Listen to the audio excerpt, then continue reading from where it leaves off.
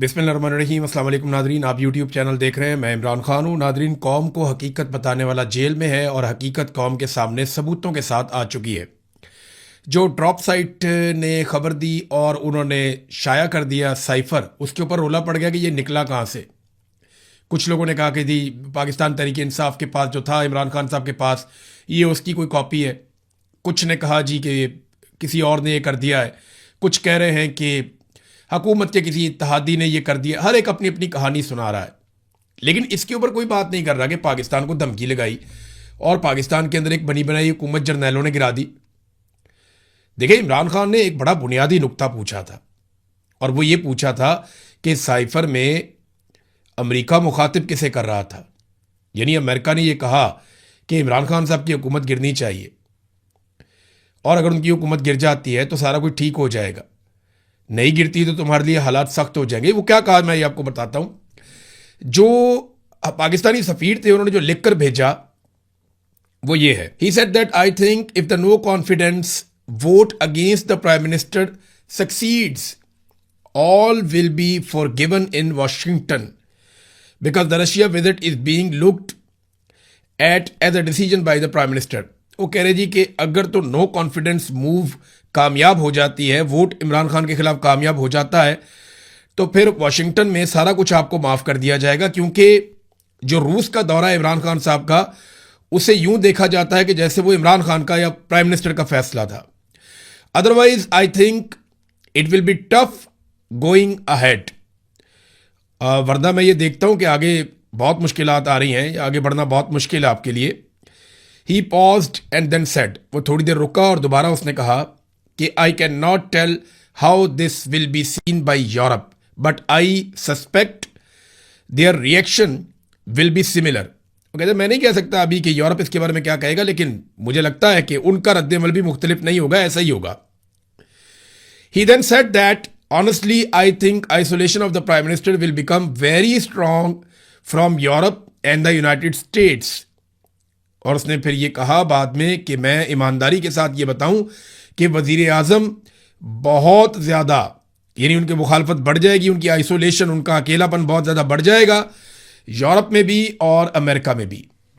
फिर उसने बाद में ये भी कहा कि ये वजीर आजम का डिसीजन था और हमें ये लगता है कि चाइना में जब वो उसमें ओलंपिक्स में गए थे तो वहाँ पे रूसी सदर से मिलना चाहते थे, बाद में उन्होंने फैसला किया कि रूस जाके मिल लेते हैं। तो ये कहानी भी, और ये कहानी किसने सुनाई? अमेरिकन को ये कौन बता रहा था कि इमरान खान अपनी मर्जी से रूस जाना चाहता है?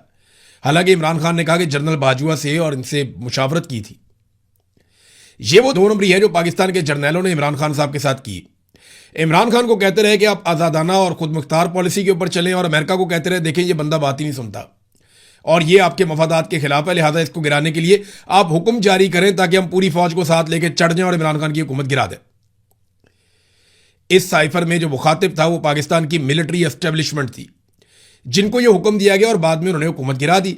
इसकी गवाही जो है वो आज शाहिद खाकान अब्बासी से आप पूछ लें, फजलुर रहमान से पूछ लें, मोहम्मद जुबैर से पूछ लें, मिफ्ता इस्माइल से पूछ लें, MKM के लोग भी दबे लफ्ज़ों में बताते हैं, PMLN के बहुत सारे लोग बताते हैं कि इमरान खान की हुकूमत जो है वो पाकिस्तान की मिलिट्री एस्टेब्लिशमेंट ने गिराई थी। और इमरान खान ने जो एब्सोल्युटली नॉट का एक बयानिया अपनाया था, उस बयानिए पे PMLN क्या कहती थी, जरा ये भी आप थोड़ा सुने।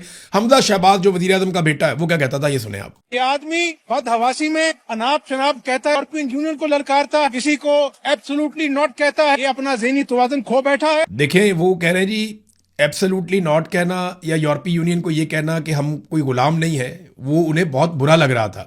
ख्वाजा आसिफ ने क्या कहा, जरा ये भी आप सुन लें, जो वजीर दिफा बनाए गए बार बार अभी भी हैं, सुने आप। इसमें कोई शक शुबा नहीं है कि इस वक्त तक अमेरिका जो है एक ऐसी वाहिद ताकत है जो हमारे लिए बहुत सी मुआशी मुश्किलात जो है वो जो है क्रिएट कर सकती है। अमेरिका जो है अगर जो है वो चाहे तो इस वक्त पाकिस्तान के लिए इतनी माशी जो है डिफिकल्टीज क्रिएट कर सकता है कि मैं समझता हूँ कि हो सकता है हम जो है जो हमारा ऑयल बिल जो है अदा करने के लिए हमारे पास पैसे न रहे। ये सारे वेंटिलेटर जो है ना ये लगे हुए हैं, अमेरिका की मर्जी से लगे हुए हैं। अमेरिका चाहे तो ये सारे के सारे जो हमें जो इस वक्त ड्रिप्स लगी हुई हैं या वेंटिलेटर लगे हुए हैं सारे के सारे ऑफ हो जाते हैं। देखें जी, ये ख्वाजा आसिफ है। ख्वाजा आसिफ के साथ ख्वाजा साद रफीक, एहसन इकबाल और शाहिद खाकान अब्बासी, ये लोग भी खड़े हैं, ये कह रहे जी अमेरिका ने वेंटिलेटर लगाए हुए हैं, वो जब चाहेगा खींच लेगा, हम फारिग हो जाएंगे।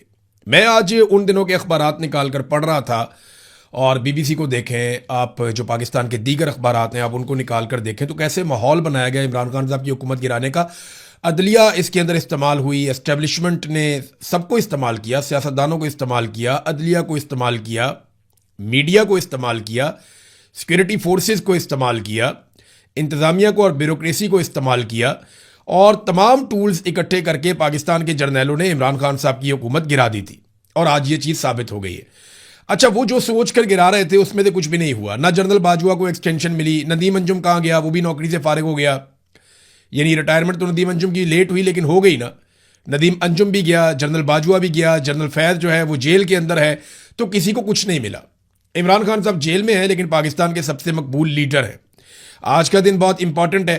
इससे पहले कि साइफर की कहानी में आगे आपको सुनाऊं जो नई डेवलपमेंट है, लेकिन उससे पहले मैं आपको बताता हूं कि इमरान खान साहब से आज मुलाकात का दिन है, मंगल का, और आज के दिन के लिए डेडलाइन दी थी सुहेल अफरीदी ने, और ये उनकी अपनी पर्सनल उन्होंने डेडलाइन दी हुई थी कि हम बड़ा सख्त मौक़िफ़ लेंगे अगर अगले हफ्ते मंगल वाले दिन इमरान खान साहब की उनकी फैमिली से मुलाकात ना करवाई गई या उन्हें अस्पताल मुंतकिल ना किया गया इलाज के लिए। इसी तरह एक डेडलाइन दी थी महमूद खान अचकज़ई ने, और उस डेडलाइन का दिन भी आज मंगल के दिन तक है।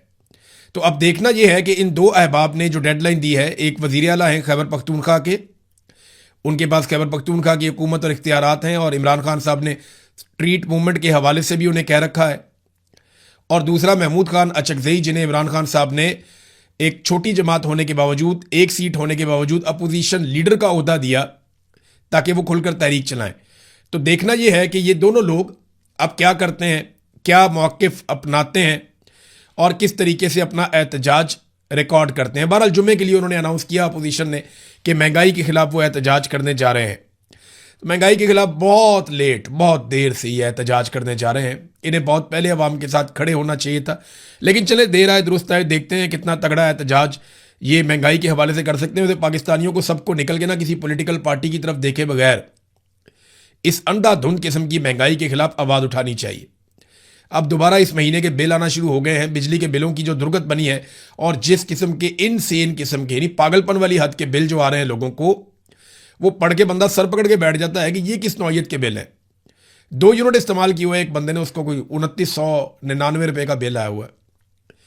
मैं तो अजीब अजीब किस्म के बिल और ये डॉक्यूमेंट्स देख के हैरान हो रहा हूँ, किस किस किस्म के टैक्स इन्होंने लगा दिए हैं बिलों के अंदर, आप सोच भी नहीं सकते। बहरहाल इमरान खान साहब से आज मुलाकात होती है या नहीं होती, इस पे मुनहसर है पाकिस्तान तहरीक इंसाफ का अगला लाया अमल। और आज वैसे भी ये फैसला किया गया था कि बड़ी तादाद में लोग आएंगे, खास तौर पे पार्लियामेंटेरियंस। तो ये देखते हैं कि वो लोग आते हैं या नहीं आते, क्योंकि साइफर वाली कहानी ने हर चीज खोल कर रख दी है। ड्रॉप साइट ने इस पर एक और स्टोरी की है। उन्होंने ये दावा किया कि उन्हें ये जो खबर मिली है, ये जो साइफर वाली या जो साइफर का डॉक्यूमेंट उनके हाथ लगा है, ये प्राइम मिनिस्टर ऑफिस से नहीं उनके हाथ लगा।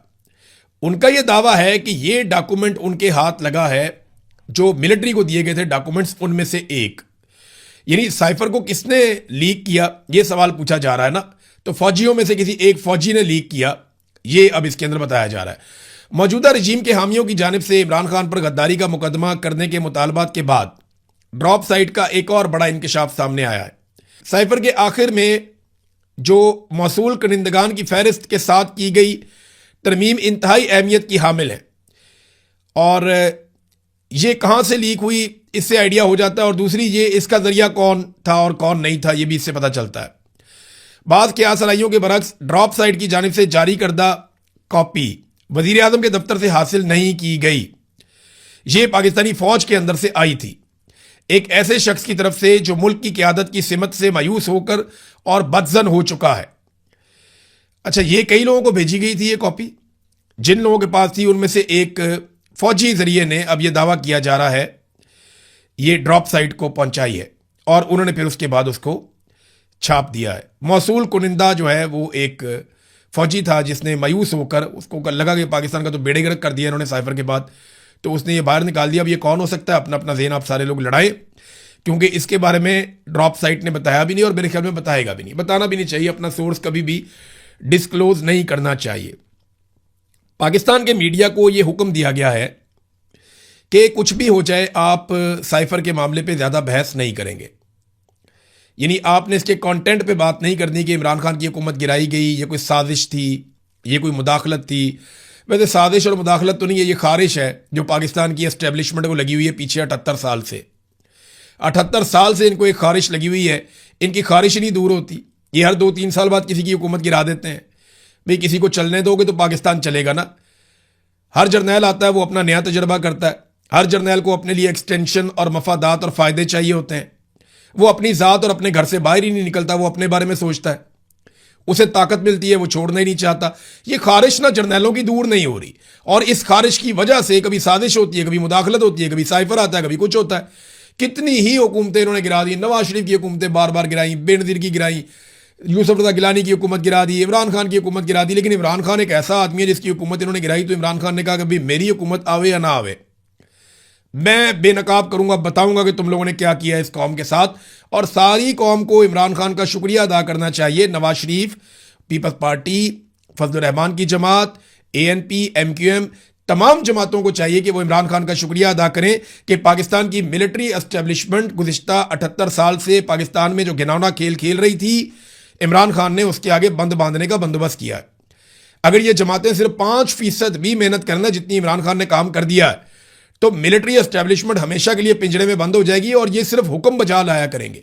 इनके कारोबार ठप हो जाएंगे और ये बैरकों में बैठेंगे और ये बिल्कुल वैसे काम करेंगे जैसे इंडिया की फौज, ईरान की फौज, अमेरिका की फौज, बरतानिया की फौज, बाकी तमाम बड़े जमहूरी ममालिक की फौजें जिस तरह काम करती हैं वैसे पाकिस्तान की मिलिट्री एस्टेब्लिशमेंट भी उसी तरह काम करेगी।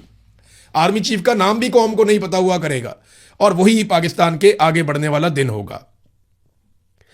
अब नाज़रीन, मीडिया को तो ऑर्डर दे दिया गया कि साइफर पे बात नहीं करनी, बात करनी है तो ये बात करो, ये साइफर निकला कैसे, रोला इसके ऊपर डाल दिया और कईयों की ड्यूटी लगा दी कि ये साबित करो कि साइफर में तो कुछ भी नहीं है, इमरान खान ने तो कोई और बात की थी, यहां बात कोई और है। नहीं, मैंने आपको पढ़ के सुनाया जो इमरान खान ने कहा वो आज साबित हो रहा है। कोई भी इसके मवाद के ऊपर गौर नहीं कर रहा। जो टाउट सहाफ़ी हैं उनके पेट में मरोड़ उठ रहे हैं और वो परेशान है कि जनाब ये साइफर बाहर कहां से आ गया। कोई एक कहानी सुना रहा है, कोई इधर की कौड़ी लेकर आ रहा है, किसी को समझ नहीं आ रही कि इस मामले को अब जस्टिफाई कैसे करना है। कासिम सूरी साहब का भी स्टेटमेंट आया, उनका यूट्यूब चैनल है, उसको आप जाके ज़रूर सब्सक्राइब करें। कासिम सूरी साहब का यूट्यूब चैनल ज़रूर देखें। वो बहुत सारी चीज़ों के गवाह हैं, उन्होंने बहुत कुर्बानी दी है, बहुत मार खाई है, अपनी पूरी फैमिली, उनकी अपनी ज़िंदगी, उनको बहुत लालच दिए गए, उनको बहुत ज़्यादा काबू करने की कोशिश की गई, लेकिन वो किसी के काबू नहीं आए, ना वो किसी लालच में आए। और उनका यूट्यूब चैनल वो चलाते हैं, उस पर बात करते हैं, खुद मेहनत भी करते हैं, अमेरिका के अंदर जिला वतनी की ज़िंदगी गुजार रहे हैं। पाकिस्तान की मिलिट्री एस्टेब्लिशमेंट उनकी जान की दुश्मन है। काजी फ़ायद ईसा कासिम सूरी साहब को ढूंढा करता था, अब काजी फ़ायद ईसा को लगता है कासिम सूरी साहब ढूंढेंगे कि जनाब बताओ ये साइफर आ गया, मैं जो कहता था वो ठीक था। अब उन जजों का भी एहतसाब होना चाहिए जिनको ये कहा गया कि जनाब ये धमकी है, ये तरीका वारदात है, अमेरिका के हुक्म के ऊपर सारा कुछ हो रहा है, ये सारा अमल मशकूक है, कासिम सूरी की रूलिंग ठीक है। लेकिन उन जजेस ने कहा नहीं, हमने हुकूमत गिराने का हिस्सा बनना है और सब ने मिलकर हुकूमत गिरा दी। एक और चीज आप गौर कीजिए, ये साइफर आया कब? ये साइफर आया 7 तारीख को और तहरीक अदम एतमाद कब पेश की गई? 8 तारीख को। साइफर 7 मार्च को आता है, तहरीक अदम एतमाद 8 मार्च को आती है। इसका मतलब पता है आपको? इसका सादा सादा मतलब यह है कि अमेरिकन को पहले से पता था कि तहरीक अदम एतमाद जरूर आएगी और वो आ रही है। देखिए, पाकिस्तान के अंदरूनी एक पॉलिटिकल मैटर के ऊपर अमेरिका को इतनी जबरदस्त इंफॉर्मेशन नहीं हो सकती कि वो एक दिन पहले आपके सफीर को बुलाए और बुलाकर बैठ के उससे यह मुतालबा करे कि कल जो तहरीक अदम एतमाद आने वाली है उसकी कामयाबी से मशरूत है आपकी माफी, कि हम आपको माफ कर देंगे। ये बड़ी घटिया जुबान है कि हम आपको माफ कर देंगे।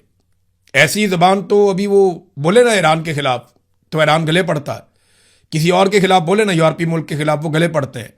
लेकिन पाकिस्तान के जर्नैल बज़िद्द हैं कि कोई बात नहीं, अमेरिका कहता है तो खैर है, कुछ नहीं होता, कोई बात ही नहीं है। तो 8 तारीख को तहरीक अदम एतमाद आती है, 7 तारीख को डोनाल्ड लू पाकिस्तानी सफीर से मुतालबा उसी तहरीक अदम एतमाद के हवाले से पहले ही कर देता है। और बाद में जब इमरान खान साहब ने पोल खोला तो अमरीकी वजारत खारजा की तर्जुमान ने इसकी तरदीद कर दी थी और यह कहा था कि इमरान खान साहब के इल्जामात गलत हैं। आज वो भी गलत साबित हो गए। एक और नाज़रीन ड्रॉप साइट ने न्यूज़ दी है और ये पुरानी बात है, क्योंकि सऊदी अरब चाहता था इमरान खान साहब के दौर में भी एक दिफाई मुआहदा करना। इमरान खान साहब उस सिलसिले में आगे नहीं बढ़ रहे थे, और इमरान खान साहब का ये मानना था कि जो भी फैसला होगा वो कैबिनेट मिलकर करेगी, जो भी फैसला होगा वो सारे सियासतदान या पार्लियामेंट डिस्कशन के बाद करेगी, क्योंकि पाकिस्तान की फौज पाकिस्तानी अवाम की मलकियत है, अवाम मालिक है पाकिस्तान की फौज के। तो अवाम फैसला करेगी, अवामी मुंतखब नुमाइंदे ये फैसला करेंगे कि जनाब फौज जानी है या नहीं जानी सऊदी अरब में, और दिफाई मुआहदा करना है या नहीं करना। इमरान खान की बड़ी जमहूरी किस्म की सोच थी। फिर सऊदी अरब भी इमरान खान साहब से नाराज था इसी वजह से। अब जब ये नए हुक्मरान आए तो इन्होंने कोई पार्लियामेंट को घास नहीं डाली, कैबिनेट को घास नहीं डाली। आसिम मुनीर साहब ने फैसला किया, शहबाज शरीफ साहब ने उसके ऊपर अमल दरामद करके मोहर लगा दी। और इस वक्त की इतला के मुताबिक पाकिस्तान के लगभग 8,000 फौजी, पाकिस्तान के लड़ाका तैयारे, जिनमें चीन से जो हमने बनाए हैं JF-17 थंडर वो वाले तैयारे, HQ-9 तैयारे ये भी इसके अंदर शामिल हैं, ड्रोन्स उसके अंदर शामिल हैं, और एयर डिफेंस सिस्टम भी उसके अंदर शामिल है। तो पाकिस्तान ने सऊदी अरब में ठीक ठाक अपना लड़ाका साजो सामान ना सिर्फ पहुंचा दिया है, बल्कि बड़ी तादाद में पाकिस्तानी फौजी वहां पे बढ़ते चले जा रहे हैं सऊदी अरब में। तो नाजरीन, ये साइफर वाली कहानी ना अब इनके गले पड़ी हुई है। अब पाकिस्तान तहरीक इंसाफ पे मुनहसिर है कि वो इस मामले को कितना उठाते हैं। देखें, ये सारा मामला 4 साल पीछे चला गया। इन 4 सालों के अंदर जो कुछ भी हुआ वो सारी रिस्पॉन्सिबिलिटी पाकिस्तान की मिलिट्री एस्टेब्लिशमेंट के ऊपर आ गई। ये साइफर के बाद रजीम चेंज ऑपरेशन वाला गुनाह इन्होंने किया था, और उस गुनाह को छुपाने के लिए एक के बाद एक गुनाह किया, एक के बाद एक गुनाह किया। पाकिस्तान में इंसानी हकूक की धज्जियां उड़ा दी, पाकिस्तान का पूरा इलेक्शन चोरी कर लिया, बार बार आइन को तोड़ा, इंतखाबात को इल्तवा का शिकार किया, अपनी मर्जी की निगरान हुकूमतें बनाई, पाकिस्तान में बर्बादी फेर दी इन्होंने, बर्बरियत का मुजाहरा किया है इन्होंने सिर्फ अपने एक झूठ को छुपाने के लिए। और आज इनका झूठ वही वाला बेनकाब हो गया। मैंने आपको पिछले वीलॉग में कहा था कि जिस ईंट पे इनकी पूरी इमारत खड़ी है जाली हुकूमत की, वो ईंट अब टूट चुकी है। पाकिस्तान तहरीक इंसाफ पर मुनहसिर है कि वो कितने जोर से धक्का लगाते हैं इस दीवार को गिराने के लिए। वैसे तो ये पाकिस्तान की आवाम की रिस्पॉन्सिबिलिटी है कि पूरी आवाम निकल कर चोरों के इन टोले को धकेल के बाहर निकाले, क्योंकि इन्होंने जब से ये आए हैं इन्होंने आवाम का जीना हराम कर दिया। कोई एक चीज, किसी एक जगह से कोई एक अच्छी खबर पाकिस्तान को नहीं मिलती, और ये इन्होंने किया पाकिस्तान के साथ। अब तक के लिए इतना ही। अपना ख्याल रखिएगा, अपने इस चैनल का भी। अल्लाह हाफिज।